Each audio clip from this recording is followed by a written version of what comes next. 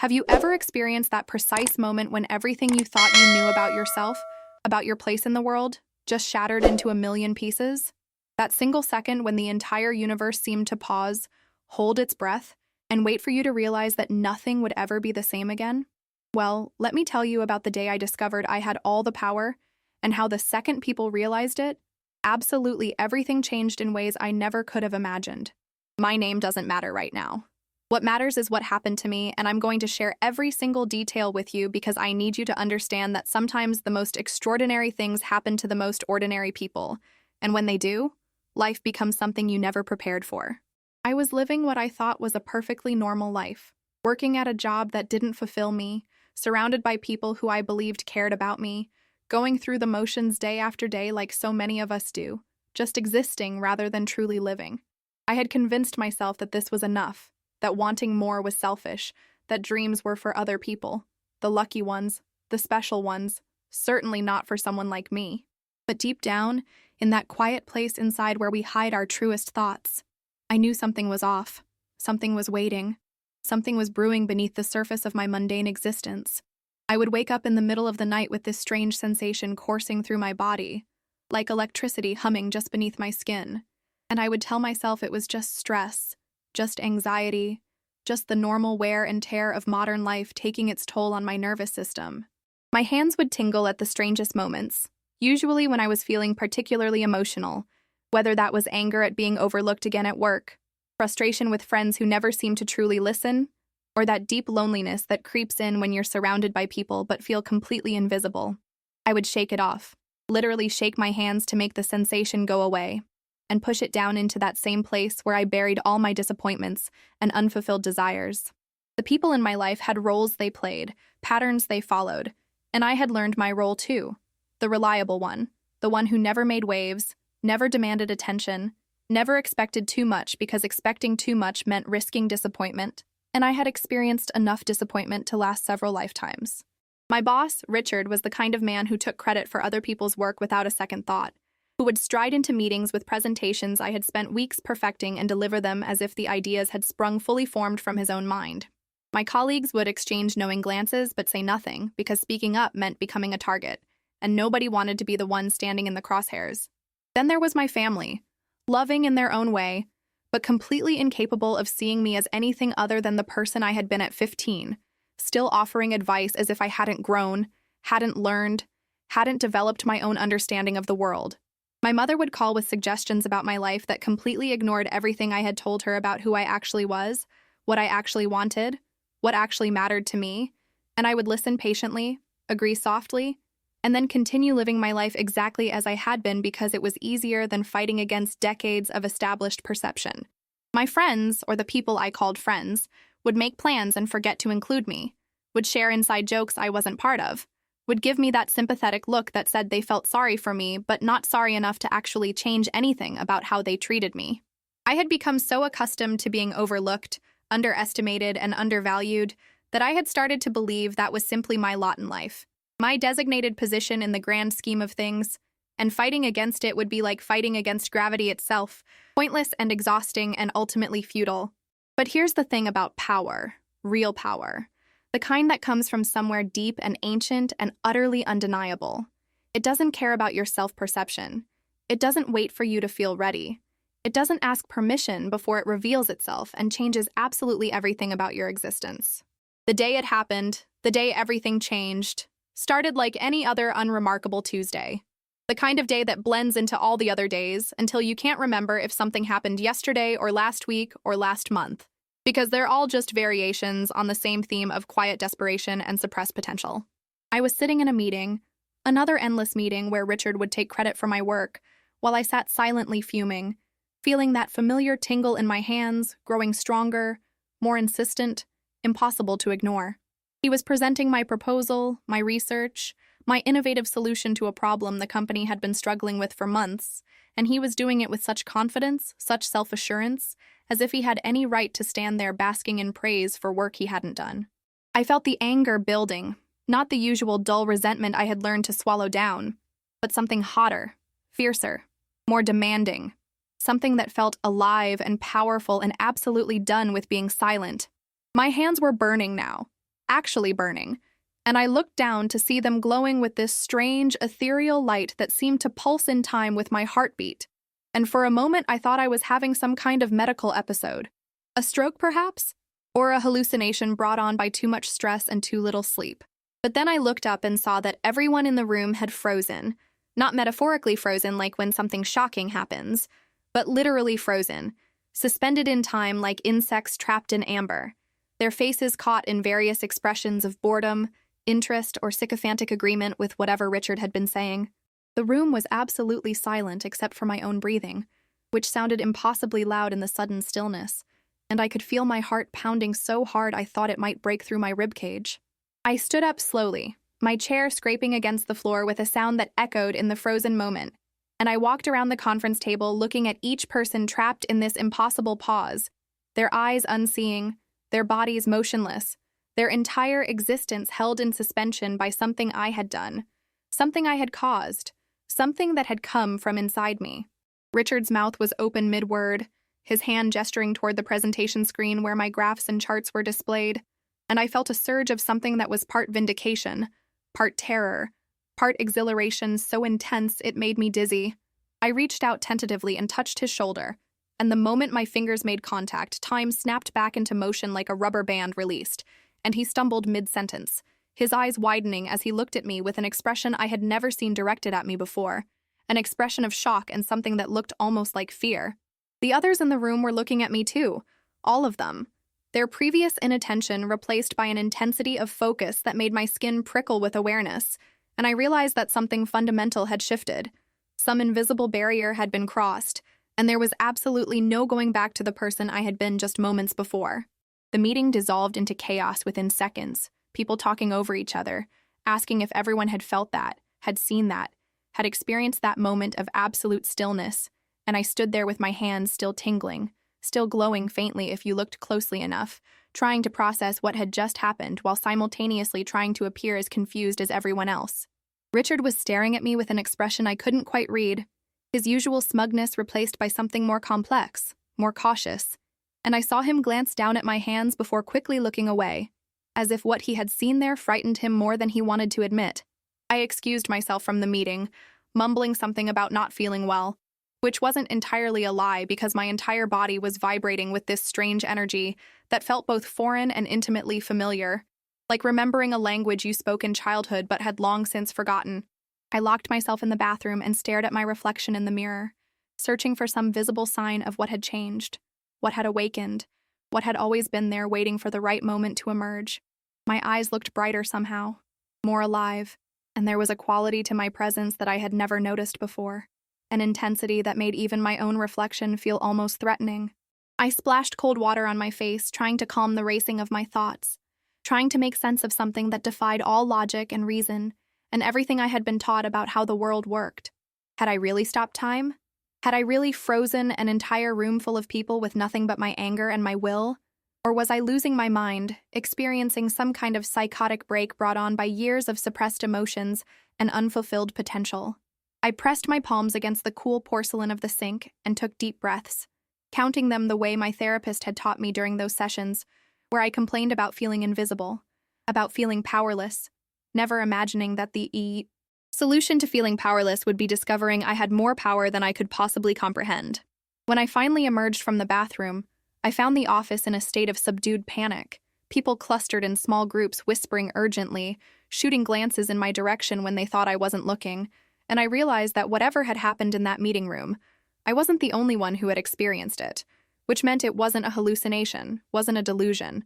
but something terrifyingly real. Sarah from accounting approached me cautiously, her usual friendly demeanor replaced by something more wary, more calculating, and she asked in a voice barely above a whisper if I was okay, if I needed anything, if there was anything she could do for me, and the subtext was clear. She was scared. Scared of me. Scared of what I might do. Scared of this new reality where the person everyone had ignored suddenly had the ability to do impossible things. I assured her I was fine, that I just needed some air, and I walked out of the office into the bright afternoon sunlight feeling like I had stepped into a completely different world than the one I had inhabited that morning. Everything looked the same. The buildings, the cars, the people rushing past on their way to wherever people rush to. But I wasn't the same. I would never be the same again. And somehow everyone seemed to sense it, giving me wider berth on the sidewalk, avoiding eye contact, responding to some primal instinct that recognized danger even when it came packaged in a familiar form.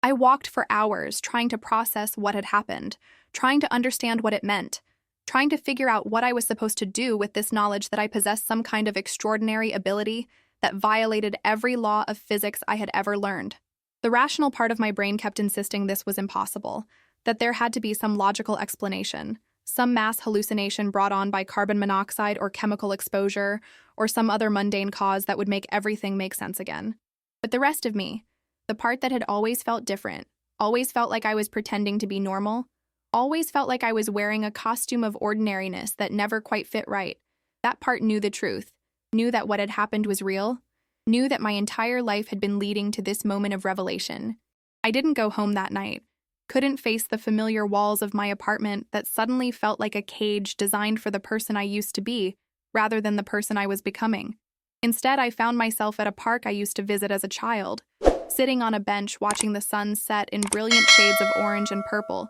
that seemed more vivid than they had any right to be. And I experimented cautiously with this new ability, this power that had emerged so dramatically during the meeting. I focused on a falling leaf, willing it to stop mid-descent, and it did, hanging suspended in the air like a photograph, and my heart raced with the confirmation that I could control this, that it wasn't just a one-time occurrence brought on by extreme emotion. I released my focus, and the leaf continued its gentle fall to the ground, and I felt a smile spread across my face, the first genuine smile I had experienced in longer than I could remember. Because whatever else this meant, whatever complications it would bring to my life, it also meant I was special. I was powerful. I was someone who mattered in a way that couldn't be ignored or overlooked or dismissed. I practiced for hours as darkness fell, stopping raindrops mid-fall, freezing birds in flight, pausing the movement of clouds across the sky, each success building my confidence, each exercise helping me understand the parameters of this ability,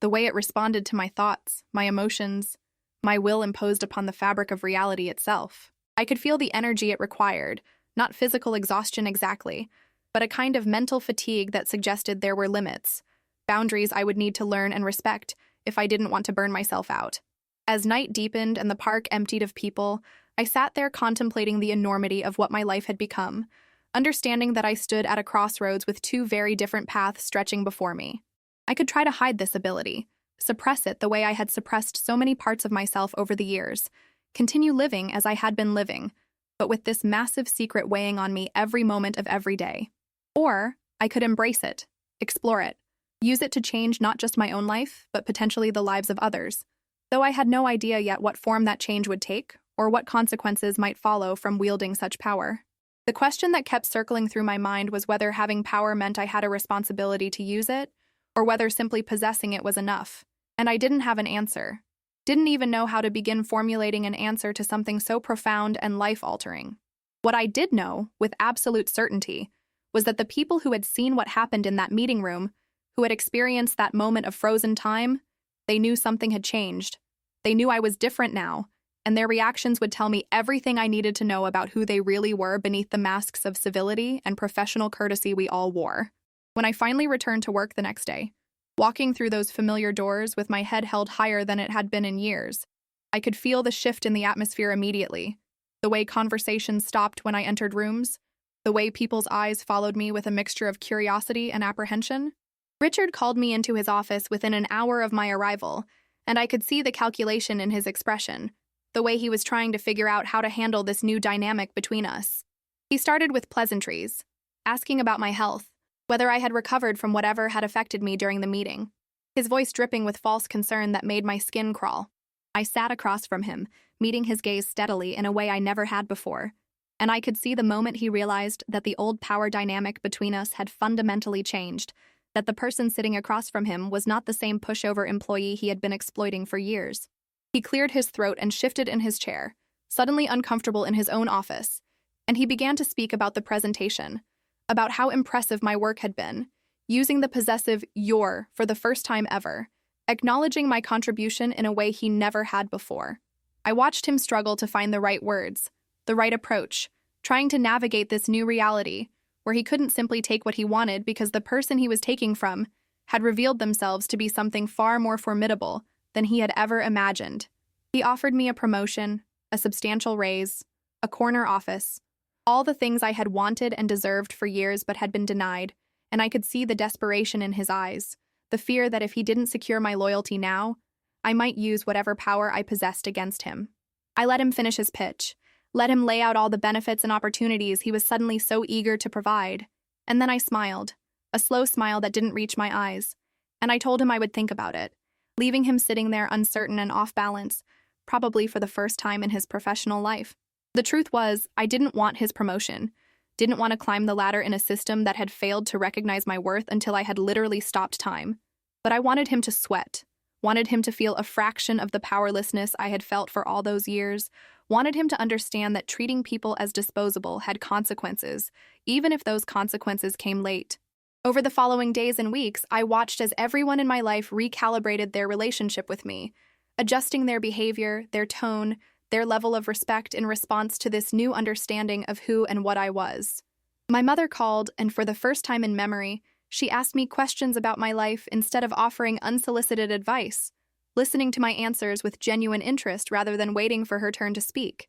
My father, who had always treated me like a child incapable of making sound decisions, started consulting me about his own problems, seeking my opinion on matters he would have previously handled without a second thought about my input. My friends, those fair-weather companions who had always placed me at the bottom of their priority list, suddenly had time for me, wanted to make plans, wanted to include me, wanted to bask in the reflected glow of whatever it was they sensed had changed about me. And I found myself feeling both vindicated and disgusted, happy that I was finally receiving the treatment I had always deserved, but revolted by the fact that it had taken a demonstration of power for people to see my value, as if human worth was measured solely in terms of what you could do, rather than who you were. Sarah from accounting became something of an unexpected ally, approaching me one afternoon with a confession that she had always known I was special, had always felt there was something different about me, and she wanted to understand, wanted to help if she could, wanted to be on my side in whatever was coming next. I was skeptical at first,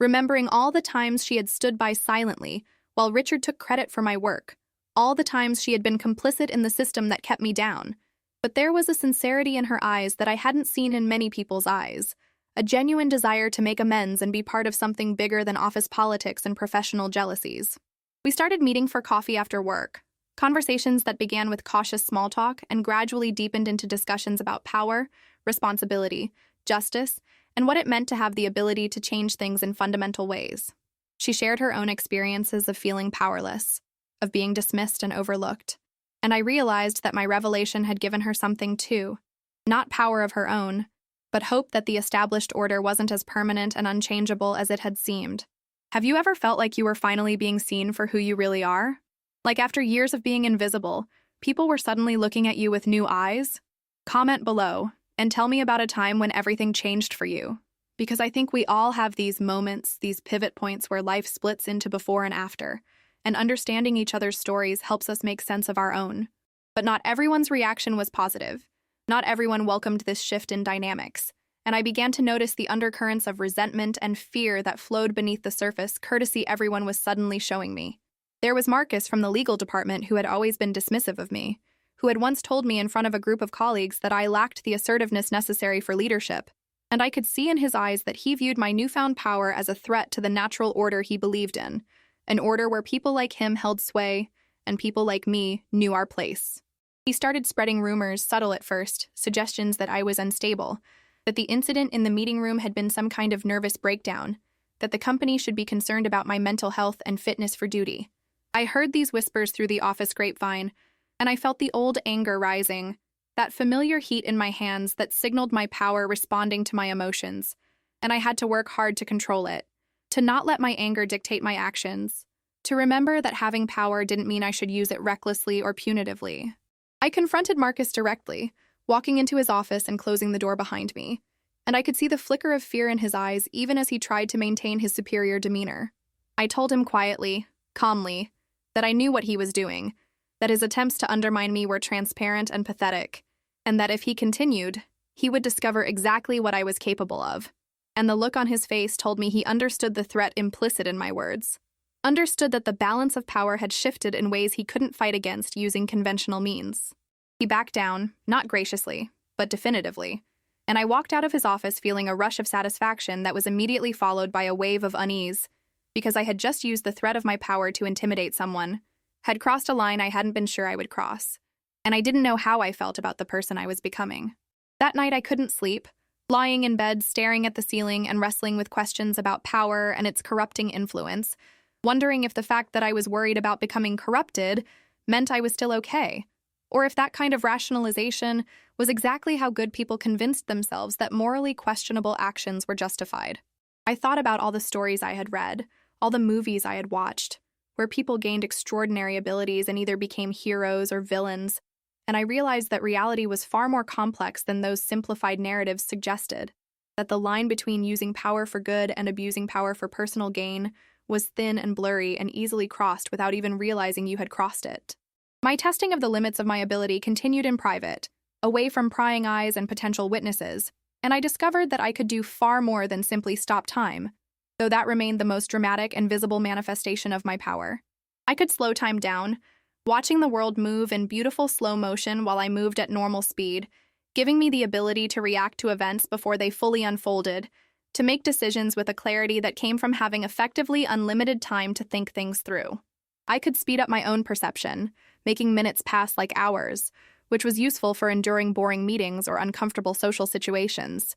Though I learned quickly that using this ability too often left me feeling disconnected from normal human experience, like I was living in a different temporal stream than everyone else. I experimented with affecting specific people or objects rather than the entire environment, learning to freeze Richard mid-sentence while everyone else continued unaware, or to pause the rain falling on me while the storm continued around me. And each new discovery filled me with wonder and terror in equal measure, because the implications were staggering, and the potential for misuse was enormous. I started keeping a journal, documenting my abilities, my experiments, my thoughts and feelings about what I was becoming, creating a record that I wasn't sure who I was creating it for, maybe future me, maybe other people like me if they existed, maybe just as a way to process the enormity of what my life had become. I wrote about the temptations I felt, the desire to use my power to settle old scores, to embarrass people who had wronged me, to take what I wanted without consequences because who could stop me? Who could even catch me if I could freeze them before they realized what was happening?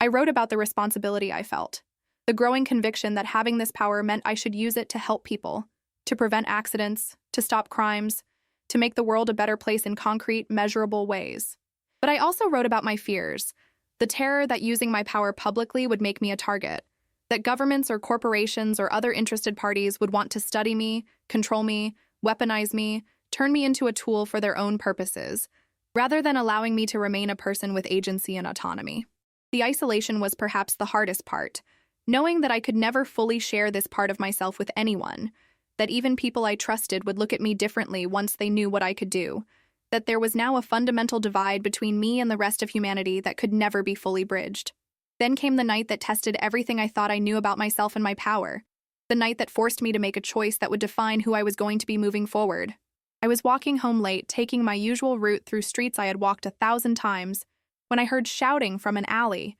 the kind of aggressive, frightening shouting that makes your heart race and your body flood with adrenaline. My first instinct was to walk faster, to pretend I hadn't heard, to follow the urban survival rule of not getting involved in other people's business. But something made me stop, made me peer into the darkness of that alley, and what I saw made my blood run cold. A man had a woman pinned against the wall, his hand over her mouth, her eyes wide with terror, and I could see the struggle, the resistance, the desperate fight to get away from someone stronger, more aggressive, more willing to use violence to get what he wanted. Time seemed to slow even before I consciously used my power, my mind racing through options, calculating risks, understanding that I was facing one of those moments that define who you are at the deepest level. I could walk away, call the police, let the system handle it the way the system was supposed to handle these things, but the system was slow, and she needed help now, not 5 minutes from now when police might arrive, not later when it would be too late to prevent whatever was about to happen in that alley. Or I could use my power, could step in and change the outcome, could save this woman from whatever horror awaited her, but doing so would mean revealing myself, would mean taking action that could have consequences I couldn't predict or control. I made my decision in less than a second, stepping into the alley with my hands already tingling with power, and I froze the man mid-motion, his body locked in place like a statue, his eyes still filled with malice but unable to move, unable to act on his violent intentions. The woman stumbled away from him, gasping for air, and she looked at me with confusion and terror and gratitude all mixed together in an expression I will never forget. And I told her to run, to get somewhere safe, to call the police, my voice calmer than I felt because inside I was shaking with the enormity of what I had just done. She ran, and I was left standing there with this frozen predator, and I had to decide what to do with him, whether to release my hold and disappear before he could see my face, or whether to stay and make sure he faced consequences for what he had tried to do. I chose a middle path, dragging his frozen form deeper into the alley where the darkness would hide both of us, and then I released my power and ran before he could fully process what had happened, before he could see who had intervened, leaving him confused and disoriented, and hopefully disturbed enough by the inexplicable experience that he would think twice before attempting something like that again. I made it home and collapsed on my couch, shaking with reaction, my power flickering erratically in response to the cocktail of emotions flooding through me. And I realized that I had crossed another line, had used my ability not just to assert myself in professional situations or to experiment in private, but to actively intervene in a violent situation, to impose my will on someone to prevent harm to another person. It felt right in a way that nothing else had felt right since my power had awakened. Felt like I had finally found a purpose for this ability beyond personal advancement or self-protection. Felt like maybe this was why I had been given this power in the first place. If there was any such thing as cosmic purpose or destiny or fate that guided these impossible occurrences. Sleep was impossible that night, my mind replaying the scene over and over, analyzing every choice I had made, every possible outcome I had prevented or caused, wondering if the woman was okay, if she had made it home safely, if she would spend the rest of her life looking over her shoulder, or if this would be something she could eventually process and move beyond. I thought about the man I had frozen, wondered what his life was like, what had led him to that moment in that alley, whether he was a serial predator, or whether this had been an aberrant moment brought on by circumstances I couldn't understand. And I wrestled with the question of whether I had the right to judge, to intervene, to use my power to enforce my own moral code on situations that I didn't fully understand. But then I would remember her eyes, the terror in them, the helplessness, the desperate hope when she realized someone was helping her, and I knew that whatever philosophical questions I might have about the use of power, in that specific moment, I had made the right choice, had acted in accordance with values that transcended complicated moral theorizing, and came down to simple human compassion and the fundamental wrongness of letting someone be harmed when you have the ability to prevent it. The next morning, I searched the news obsessively, looking for any report of the incident, any mention of a mysterious intervention, or an attempted assault that was thwarted in inexplicable ways. But there was nothing, which meant either the woman hadn't reported it or the authorities had kept it quiet, and I felt frustrated by the lack of closure, by not knowing how the story ended, by being a pivotal player in a drama without knowing the final act. Sarah noticed the change in me immediately, the way I was distracted and energized and troubled all at once. And over coffee, she asked what had happened, and I found myself telling her everything, breaking the silence I had maintained about the extent of my power and how I had used it, needing to share the burden with someone who might understand. She listened without interruption, her expression shifting from shock to understanding to something that looked like pride. And when I finished, she reached across the table and took my hand and told me that I had done something heroic, something that mattered in the most fundamental way, and that having power meant nothing if you weren't willing to use it to protect people who couldn't protect themselves. Her words were a balm to the guilt and confusion I had been feeling, permission to believe that I could be good, even with abilities that set me apart from normal human experience, that power didn't have to corrupt if you remained connected to your values and surrounded yourself with people who would hold you accountable and remind you of who you wanted to be. We talked for hours about what I should do next, whether I should continue intervening when I encountered situations where I could help, whether I should be more proactive in seeking out opportunities to use my power for good, or whether I should be more cautious, more selective, more protective of my anonymity and freedom. Sarah argued passionately that I had a responsibility to use my gift, that it would be immoral to possess such ability and not use it to make the world better, but she also understood my concerns about exposure, about becoming a target,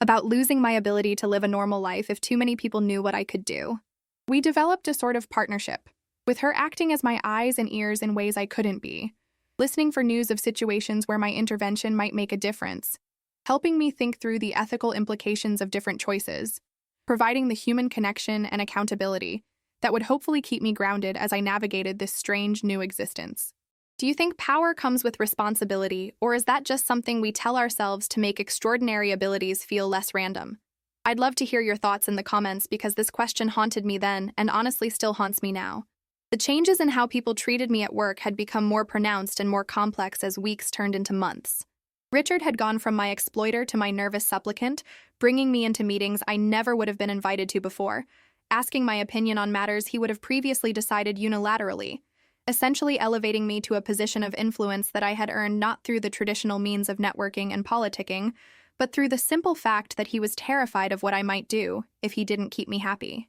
I found the situation darkly amusing, watching him squirm, seeing him jump slightly whenever I entered a room unexpectedly, knowing that his nightmares probably featured me freezing him in time and leaving him that way, trapped in a moment forever while the world moved on without him. But I also found it troubling because his fear-based respect felt hollow, felt like just another form of manipulation where the power dynamic had simply reversed, rather than being replaced by something more authentic and equitable. The other executives had started treating me differently too, with a deference that would have been gratifying if it hadn't been so obviously motivated by self-interest, rather than genuine recognition of my capabilities. They wanted to know my secret, wanted to understand how I had managed to so thoroughly shift the power balance, and they assumed it was some kind of blackmail or hidden leverage, rather than the literal ability to manipulate time itself. And I let them think whatever they wanted because the truth would have been impossible for them to accept anyway. Jennifer, the CEO, called me into her office one afternoon and offered me a position that essentially made me her right hand, a role with enormous authority and a salary that reflected that authority. And I could see in her eyes that she was both impressed by whatever she thought I had done and calculating how she could use my apparent skills for the benefit of the company. I accepted the position because it would give me resources and flexibility I didn't currently have, would allow me to help more people in more ways, would provide cover for my activities that required explanation, but I made it clear that I operated according to my own principles and wouldn't be anyone's puppet. And the flash of annoyance in her eyes told me that she wasn't used to having conditions dictated to her, but she accepted them anyway because she wanted whatever I could bring to her. Organization more than she wanted unchallenged authority. My family dynamics had shifted in ways that were simultaneously gratifying and sad. Gratifying because I was finally being treated as an adult capable of making my own decisions, but sad because it had taken such a dramatic demonstration of power to earn respect that should have been freely given all along. My mother stopped offering unsolicited advice and started asking about my life with genuine curiosity, wanting to know about my new position at work, my plans for the future, my thoughts on everything from politics to personal relationships. And I could see her trying to reconcile this new version of me with the child she thought she knew, struggling to understand where the transformation had come from and what it meant for our relationship going forward. My father, who had always been emotionally distant, started calling regularly, making awkward attempts at connection, and I realized that he was afraid that I would cut him out of my life, afraid that the power shift he sensed had happened meant I no longer needed him or wanted him around, and his fear made him vulnerable in a way I had never seen him be vulnerable before. I tried to reassure him that I still cared, that having power didn't mean I stopped loving my family, but there was a part of me that enjoyed his uncertainty, enjoyed having the upper hand after years of feeling inadequate in his eyes. And I wasn't proud of that enjoyment, but I acknowledged it because denying difficult emotions had never served me well.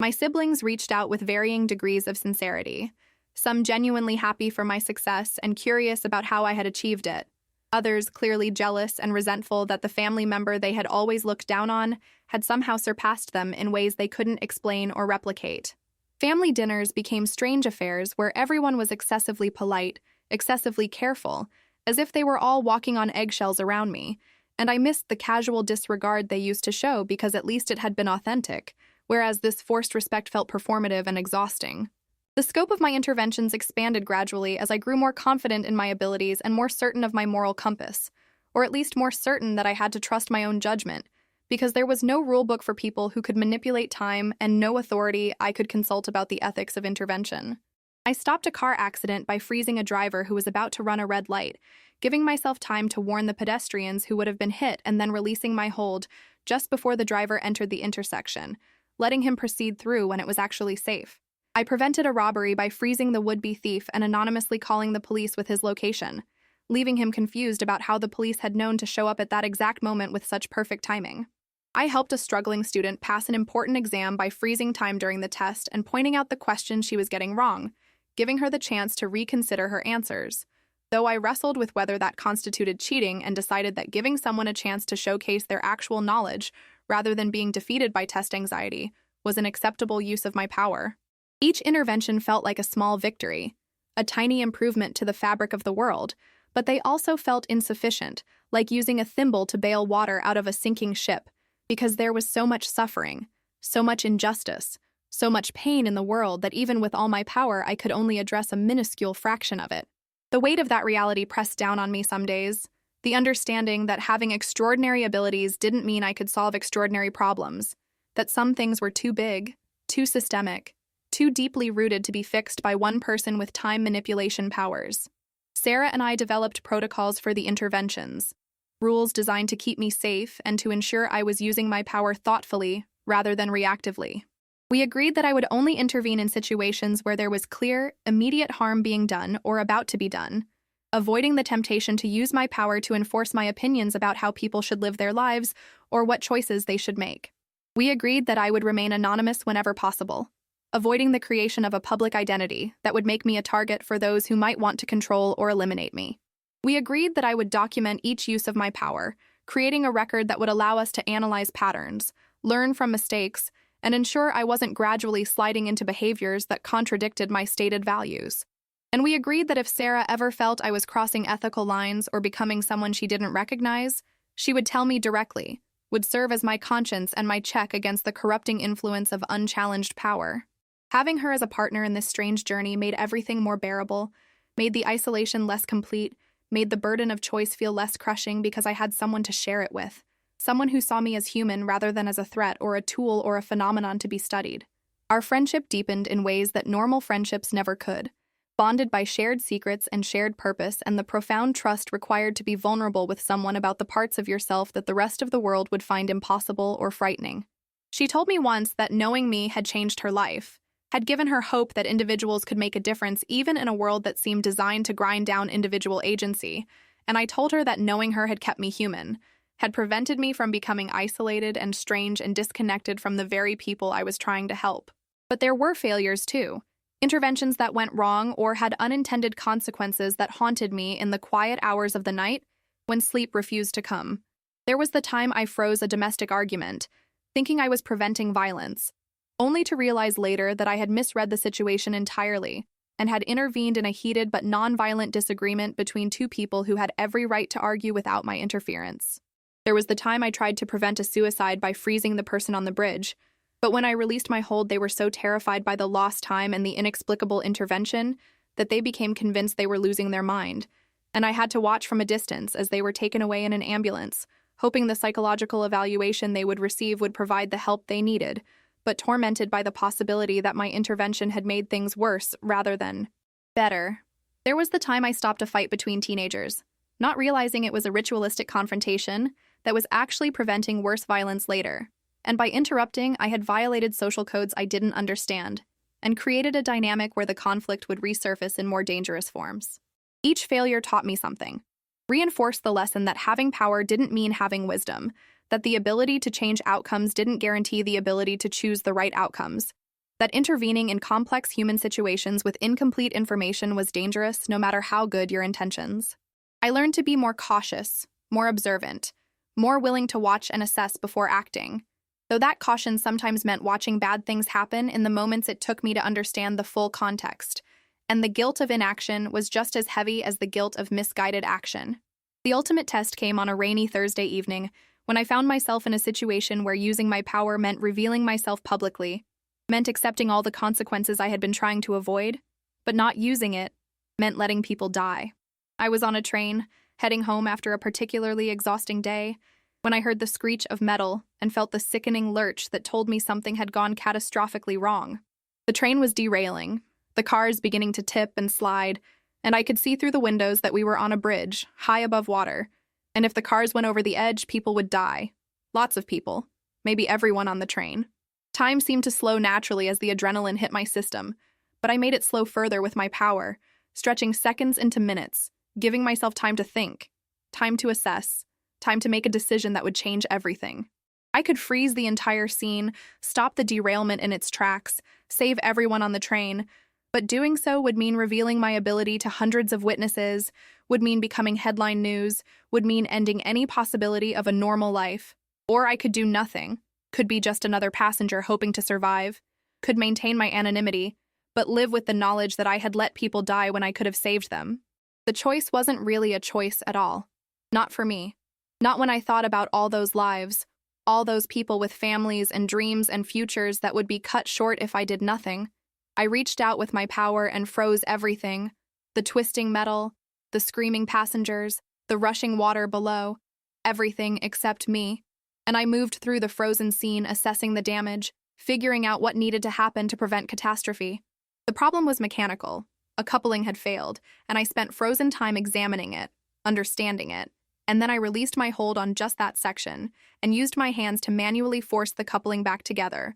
my muscles straining with effort that would have been impossible for a normal person, but was just barely possible for someone with all the time in the world to apply steady pressure. When I got it connected enough to hold, I froze it again and then gradually released my hold on the entire scene, letting time resume but slowly, carefully, allowing the train to settle rather than continuing its catastrophic momentum. The train came to a stop on the bridge, intact, and there was a moment of absolute silence before people started crying, praying, calling loved ones, the relief palpable and overwhelming. But I could see people looking around confused, trying to understand what had happened, why the derailment had suddenly reversed itself, and I saw several people staring at me with expressions that ranged from suspicion to dawning realization. I tried to blend into the crowd, tried to be just another shaken passenger, but a woman sitting across from me grabbed my arm and said she had seen me moving while everyone else was frozen, had watched me fix whatever had been broken, and her voice was loud enough that others turned to look, and I saw the moment when my anonymity shattered like glass. The questions started immediately. Who was I? What had I done? How had I done it? And I could see phones being raised to record me. Could see the moment when this became something that would spread across social media and news outlets and every screen in the world. Could see my life as I had known it ending in real time. I told them the truth, or a version of it. Told them I had abilities I didn't fully understand. Abilities that had allowed me to stop the disaster. And I asked them to please respect my privacy, to please not share my face or my name. But I could see in their eyes that privacy was already gone. That gratitude and curiosity and the human drive to share remarkable experiences meant that within hours everyone would know what I could do. The emergency responders arrived and wanted to question me extensively, and I cooperated because refusing would have made things worse. But I was careful about what I revealed, confirming I had helped, but declining to demonstrate my abilities or explain their origin. The lead investigator looked at me with an expression I couldn't quite read, and told me that people with abilities like mine had a responsibility to register with the government, to be studied and documented and potentially recruited for national security purposes. And the casual way he said it made my blood run cold because it confirmed my worst fears about what would happen if my power became public knowledge. Sarah found me at my apartment later that night, having seen the news coverage that was already calling me the bridge miracle worker, and speculating wildly about who I was and what I could do. She held me while I cried, while I processed the loss of the quiet life I had been trying to maintain, while I wrestled with the knowledge that I had made the right choice, but that the right choice had cost me everything I had been trying to protect. We talked about what would come next, the interviews I would be asked to give, the tests I would be asked to undergo, the pressure I would face from government agencies, corporations, research institutions, all of them wanting a piece of me, wanting to understand me, wanting to use me. She promised she would be with me through all of it, would help me navigate the chaos, would continue to be my tether to normalcy and humanity, even as the world tried to turn me into something other than human. And she told me something I needed to hear, that saving those people on the train was what my power was for, that if hiding who I was meant letting people die, then hiding wasn't worth it, that some things mattered more than anonymity and comfort, and the illusion of a normal life. Her words didn't make the fear go away, didn't make the future less uncertain, but they reminded me of why I had chosen to use my power in the first place, reminded me that being special meant being needed, And being needed meant accepting the responsibilities that came with your capabilities, even when those responsibilities were frightening and overwhelming. The days and weeks that followed the train incident were a blur of activity and attention that left me feeling exhausted and exposed in ways I had never experienced before. My face was everywhere, on news programs and magazine covers and internet forums, and people had opinions about me. Strong opinions, passionate opinions, opinions about whether I was a hero or a threat, whether I should be celebrated or controlled, whether others like me existed and what their existence meant for the future of humanity. I received thousands of messages, emails, letters, some thanking me for saving lives, some asking me to help with their own problems, some telling me I was an abomination that violated the natural order and should be imprisoned or eliminated for the safety of normal people. The government did indeed want me to register, to undergo testing, to potentially work for them in capacities they wouldn't specify, but that I could easily imagine. And I had to hire lawyers to navigate those conversations, to protect my rights while acknowledging that I couldn't simply ignore legitimate concerns about public safety and national security. I agreed to limited testing under strict conditions, allowing scientists to study my abilities while ensuring I retained autonomy over my body and my choices, and the results fascinated and terrified the researchers because they couldn't find any physical explanation for what I could do, couldn't locate the source of the power, couldn't identify any biological difference that would account for my capabilities. One researcher told me privately that I was either evidence of evolution in action, the next step in human development, or I was proof of something beyond current scientific understanding, perhaps evidence that reality itself was more flexible and strange than anyone had imagined. The price of being different, of being special, of being powerful, was higher than I had ever anticipated when I first discovered what I could do. I lost the ability to walk down the street without being recognized, lost the ability to have normal interactions where people saw me as a person, rather than as the woman who could stop time, lost the privacy that I had taken for granted throughout my ordinary life before the awakening of my power.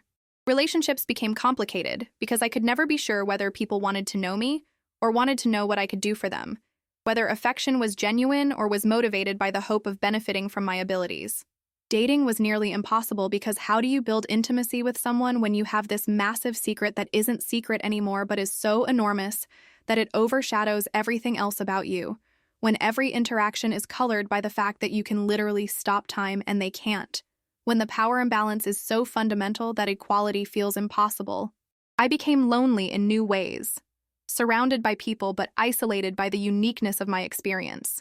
Unable to fully connect because nobody else understood what it was like to carry this power, this responsibility, this burden of choice that came with every moment of every day. Sarah remained constant, remained real, remained someone who saw me as a person first and a phenomenon second, and I clung to that friendship like a lifeline because it was the only relationship in my life that felt uncomplicated and genuine. She helped me establish boundaries with the media, with the government, with the endless stream of people who wanted something from me, helped me carve out spaces where I could still be myself, still have experiences that weren't defined by my abilities, still remember what it felt like to be ordinary, even though I would never be ordinary again. But there were gifts too, unexpected benefits that came from no longer hiding what I was and what I could do. I was able to help people openly now, without sneaking around or maintaining anonymity. And the impact was greater because I could be systematic about it, could work with organizations and institutions to identify situations where my intervention would make the most difference.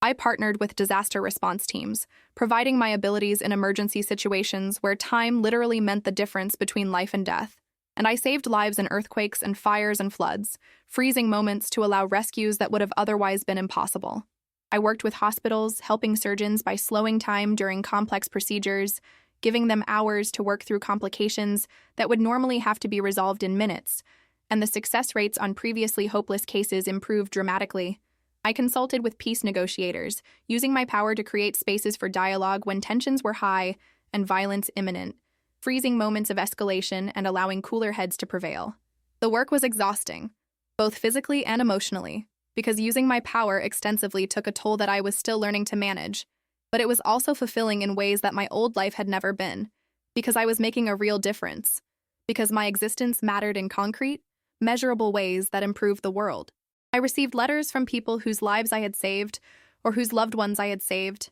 letters filled with gratitude and emotion that reminded me why I had chosen to reveal myself, Why I continued to use my power despite the personal costs. Why being special meant accepting that your life would never be entirely your own, but would belong in part to everyone who needed what only you could provide. The question of whether others like me existed haunted my thoughts during quiet moments. The possibility that I wasn't alone in possessing impossible abilities, that somewhere out there were other people wrestling with similar powers and similar dilemmas about how to use them responsibly. The researchers who studied me believed that if I existed, others must exist too, that whatever had triggered my abilities couldn't be entirely unique, that there must be a phenomenon underlying these capabilities that could potentially affect multiple people. They urged me to be cautious, warned me that not everyone with power would choose to use it altruistically, that there could be people out there who saw their abilities as license to take what they wanted without regard for consequences or morality. I stayed alert for signs of others like me, paying attention to unexplained events that might indicate intervention by someone with unusual capabilities,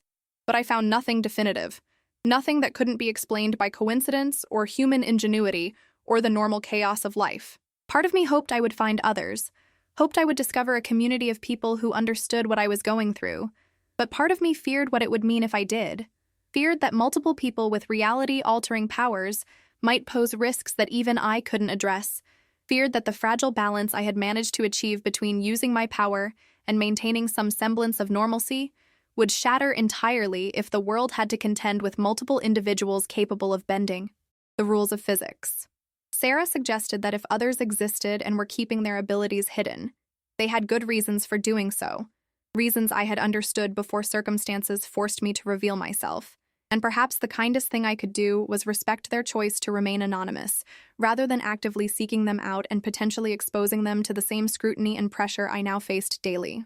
As time passed and the initial media frenzy began to fade into a new normal where my existence was simply accepted as one of the strange facts of modern life, I had time to reflect on who I had become and how different that person was from who I had been before my power awakened. The uncertain, overlooked, powerless person who had sat in meetings watching Richard steal her work felt like a stranger now, someone I barely recognized, someone whose concerns and fears seemed almost quaint compared to the weighty responsibilities I now carried. I had gained so much, respect and recognition and the ability to make a meaningful difference in the world, but I had lost things too. Privacy and spontaneity and the simple pleasure of being unremarkable. I wondered sometimes if I would choose to go back if I could, if I would trade the power and the purpose for the quiet anonymity of my old life. And the answer was always no, despite everything, despite the costs and the complications and the loneliness, because knowing what I could do and choosing not to do it would have been a different kind of death, a slow suffocation of potential and purpose that would have hollowed me out from the inside.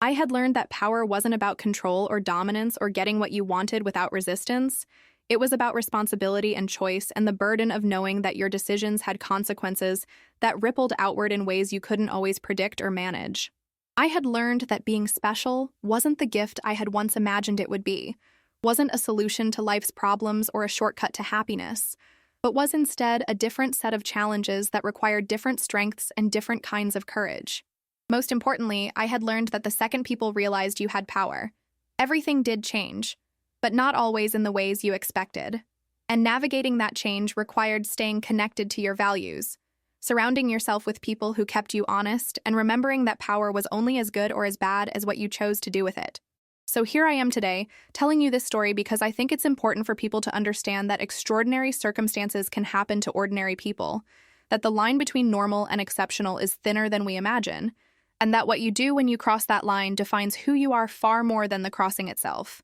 I still use my power, still intervene when I can make a difference, still wrestle with questions about when intervention is helpful and when it's harmful, still make mistakes and learn from them and try to do better the next time. I still work with Sarah, who has become more than a friend, more like a sister or a partner in the truest sense, someone whose wisdom and perspective I depend on to stay grounded in my humanity, even as I operate in ways that transcend normal human limitations. I still deal with government oversight and media attention and the endless stream of people who want something from me, but I've gotten better at setting boundaries, at protecting the parts of my life that need to remain private, at saying no when saying yes would compromise my values or my well-being. And I still remember that day in the conference room when time froze for the first time, when everything changed in an instant, when I discovered that the quiet, overlooked person I had believed myself to be was actually someone extraordinary who had just been waiting for the right moment to emerge. The journey from that moment to this one has been longer and stranger and more challenging than I ever could have anticipated, but it has also been profoundly meaningful, has given my life a purpose and significance that I never dreamed possible when I was just another invisible person going through the motions of an unremarkable existence. Have you ever discovered something about yourself that completely changed how you saw your own life and potential? Have you ever had to make impossible choices between safety and purpose, between anonymity and impact, between who you were and who you could become? I would love to hear your stories in the comments below, because I believe we all have moments of transformation, moments when we discover we're capable of more than we thought, moments when everything changes and we have to decide who we're going to be in response to that change. If this story resonated with you, if it made you think about power and responsibility and what it means to be human in a world full of extraordinary possibilities, please leave a like. It helps more people find these stories and join this conversation about what it means to navigate life when everything you thought you knew gets turned upside down. And if you want to hear more stories like this, stories about people facing impossible situations and finding the strength to rise to the challenge, please subscribe to my Truth Revealed Tales and hit that notification bell so you never miss a story. Because I'll be here sharing more of these experiences, more of these journeys from ordinary to extraordinary, more of these explorations of what it means to have power and what it costs to use it wisely. Thank you for listening to my story. Thank you for being part of this community. And remember that your own story, whatever it is, whatever challenges you're facing, whatever potential you're discovering, matters just as much as mine. And sharing our truths with each other is how we make sense of the beautiful, terrifying, extraordinary experience of being alive.